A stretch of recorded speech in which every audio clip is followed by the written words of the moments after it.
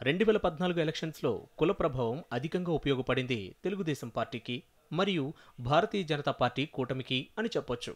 1 కమ్మ, 2 కాపు, 3 క్షత్రియులు, 4 బీసీలు, 5 మాదిగ అంటే ఎస్సీలు, 6 బ్రాహ్మణ కులాల వారు ఎన్డీఏకి సపోర్ట్ చేయగా రెడ్లు, మాల, ముస్లింలు, క్రిస్టియన్లు, కోయ కులాలు వైఎస్ఆర్సీపీకి సపోర్ట్ చేశాయి. కానీ ఇప్పుడు మారిన సమీకరణాల బట్టి ప్రస్తుత పరిస్థితుల్లో కులాలు, యువత, సోషల్ మీడియా ప్రభావం మారి కొత్త సమీకరణాలు వస్తే ఎలా ఉంటుందనే అంశంపై ఈ సర్వే చేయడం జరిగింది. జనసేన పార్టీ ప్రభావం కారణంగా వైఎస్ జగన్ పార్టీకి అధికంగా నష్టం జరుగుతుంది.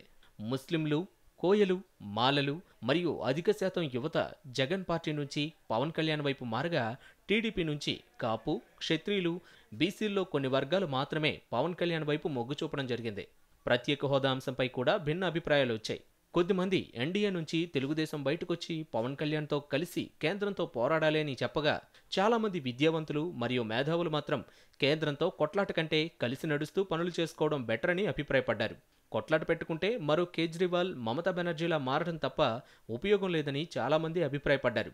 ఈ సర్వే టీడీపీ ప్లస్ బీజేపీ కలిసి, వైఎస్ఆర్సీపీ సింగిల్గా, జనసేన సింగిల్గా, కాంగ్రెస్ ప్లస్ వామపక్షాలు కలిసి పోటీ చేస్తే అని ఇప్పటి పరిస్థితుల ఆధారంగా చేయడం జరిగింది.